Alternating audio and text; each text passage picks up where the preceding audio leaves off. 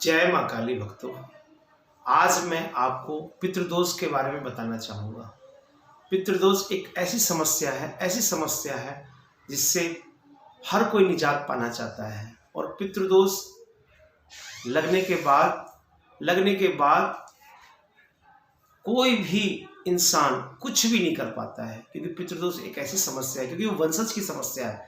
और वंशज नाराज होने का मतलब है कि आपको शादी, बाल बच्चे होने में, रोजगार में, स्वास्थ्य में, हर जगह आपको नई नई समस्या उत्पन्न होगा।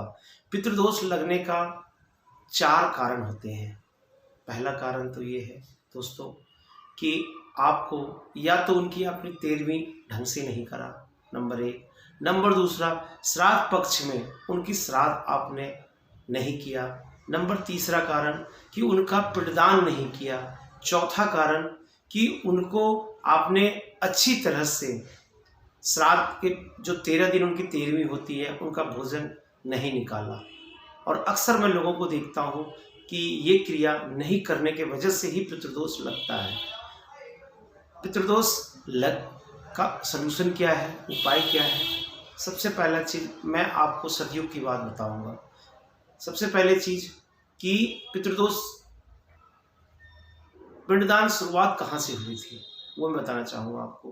ब्रह्मा जी जब सृष्टि रच रहे थे उस टाइम जब शिव जी, विष्णु भगवान और ब्रह्मा जी ने तीनों ने कहा कि सृष्टि कैसे रचा जाएगा, तो उन्होंने कहा कि जब तक सबका पिंडदान नहीं होगा प्रेत योनियों का, उससे पहले नहीं होगा सृष्टि। तो वो स्थान ब्रह्मा जी का स्थान है पुष्कर के अंदर में। और ब्रह्मा जी ने वहाँ माँ शारदा उनकी पत्नी थी, वो गुस्से में नहीं आई, तो माँ गायत्री से विवाह करके उन्होंने पिंडदान किया था। ये सतयुग की बात है।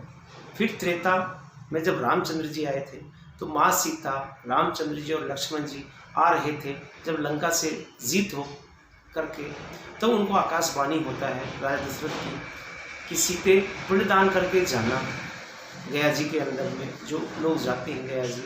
तो उन्होंने वहाँ अपने स्वामी से कहा, प्रभु श्री राम से, कि आप प्रभु स्वामी जाइए, फल फूल ले आइए, मैं पिंडदान करके यहाँ से जाऊँगा। तो वो गए, बड़ी देर लगा दिए। तो उसके बाद लक्ष्मण से कहते हैं कि भैया को देखो बहुत देर हो गए, आप ढूंढ के आइए, लेके आइए, पिंडदान करते हैं। वो भी गए, लक्ष्मण जी भी, वो भी बड़ी देर लगा दिए। उसी टाइम आकाशवाणी होता है कि सीते ब्रह्म मुहूर्त निकलता जा रहा है, आप पिंडदान करके जाइए, पिंडदान का टाइम निकलता जा रहा है। तो माँ सीता ने पिंडदान किया था 5 चीज साक्षी रख के।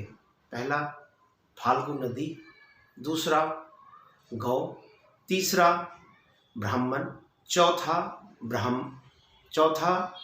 गिलहरी, 5वां जो है पहाड़। ये 5 चीज़ उन्होंने साक्षी रख के माँ ने पिंडदान किया, माँ सीता ने।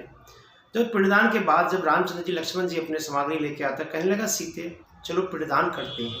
तो उन्होंने कहा कि प्रभु मैंने तो कर दिए पिंडदान। तो उन्होंने कहा मैं 5 चीज़ साक्षी रख के आपका पिंडदान किया हूँ।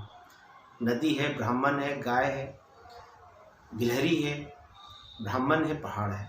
तो सभी लोग पीछे हट गए थे, सिर्फ गिलहरी ने कहा हाँ मेरे सामने माता ने पिंडदान किया है। तो उनको अजय का आशीर्वाद दिया और जो है सभी को श्राप दिए, फाल्गु नदी को भी, ब्राह्मण को भी, पहाड़ को भी और गौ माता को भी। जो वहाँ की गौ माता गया जी की हैं वो गंध खाती हैं, बाकी पूरे विश्व में कहीं पे गंध नहीं खाती। ये माता सीते का श्राप था।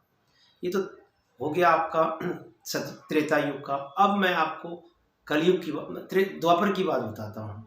द्वापर युग में जब युधिष्ठिर जी ने पूछा श्री कृष्ण से कि हे देवकी नंदन वसुदेव, क्या मैंने जो वध किए हैं पितामह द्रोणाचार्य अपने 100 भाइयों का, क्या इसका पाप मुझे लगेगा? तो कृष्ण भगवान ने कहा कि हाँ बड़े भैया जरूर लगेगा। तो इसका उपाय क्या है? तो उन्होंने कहा कि इन सबका पिंडदान आप कीजिए, तभी आप मोक्ष को प्राप्ति कर सकते हैं और जो है आपका पितृदोष खत्म हो जाएगा। तो उन्होंने फिर कुरुक्षेत्र के अंदर में पिंडदान किया था युधिष्ठिर ने, पांचों भाइयों ने जब पिंडदान वहाँ किया उसके करने के बाद वो मोक्ष की तरफ चले गए। अब आ जाता है कलयुग में। कलयुग में सुखदेव जी, राजा परीक्षित जी को जब श्राप मिला था, एक ब्राह्मण तपस्या कर रहे थे ऋषि, तो उन्होंने देखा राजा परीक्षित ने कि सर्प मरा हुआ है और ऋषि तपस्या कर रहा है, झूठ में या सच में, इनकी कैसे परीक्षा ली जाए। कलयुग जब आ चुका था उस टाइम की बात है। उसके बाद उन्होंने कहा कि सर्प गले में डाल देते हैं, अगर सच में तपस्या कर रहे होंगे तो इसके अंदर इनको पता लग जाएगा, नहीं तो ये ढोंग कर रहे होंगे तो पता लग जाएगा। तो जब सर्प मरा हुआ सर्प उनके गले में डाला, डालने के बाद उधर से उधर ब्राह्मण, उनके ऋषि के जो पुत्र थे गंगा स्नान कर रहे थे, उन्होंने श्राप दे दिया राजा परीक्षित को कि आप 11 दिन में मर जाएंगे। तो जब वो घर आए वापस लौट के, तो उनको तो पता था कि मेरी मौत 11 दिन बाद हो जाएगा।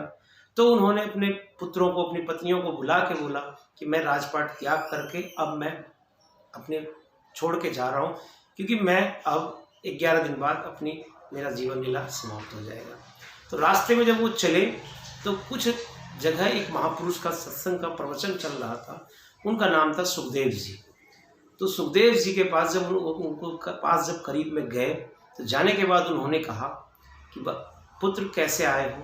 तो बोला मैं 11 दिन के बाद अपनी मृत्यु मेरी हो जाएगी, मैं बचने के लिए नहीं आया हूँ, आप मुझे बचने का उपाय ना बताएं, मुझे सिर्फ इतना बता दें कि 11 दिन में भगवान हे ईश्वर कैसे मिलेंगे, वो रास्ता मुझे बताइए। तब उन्होंने कहा कि आप भागवत सुनिए, भागवत सुनने से आपको मोक्ष मिलेगा।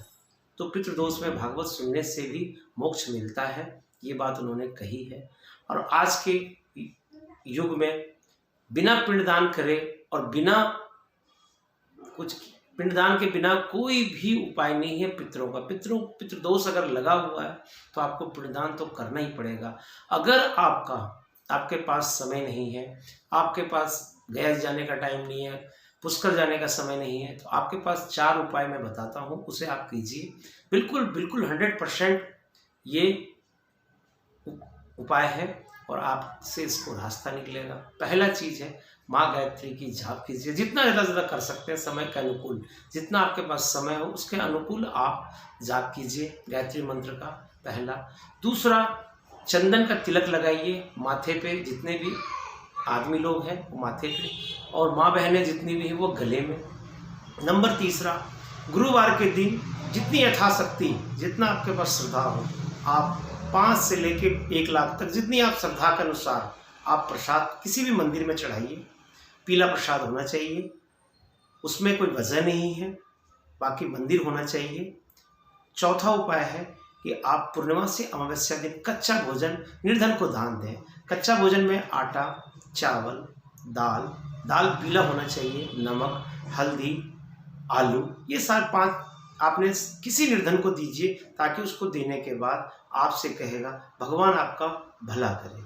तो इस तरह करने से आपका पितृदोष कम होगा, खत्म तो नहीं होगा। नंबर दूसरा, आप पुष्कर स्नान कर सकते हैं, उससे भी ब्रह्मा जी ने कहा कि जो भी सरोवर में आएगा स्नान करेगा उसका पितृदोष 50% लगभग कम हो जाएगा। तो ब्रह्मा जी की भी बात है। और पुष्कर एक ऐसी धरती है, वहाँ जब 51 शक्ति पीठों में माँ सती की जब भाग गिरे थे तो वहाँ पे दोनों हाथ गिरे हैं। 5 कुंड है वहाँ पे, जो पांडवों का अज्ञातवास हुआ था वहाँ पंचकुंड है जहाँ पे स्नान करते थे पांडव, और गौमुख भी है वहाँ पे, ब्रह्म सरोवर भी है।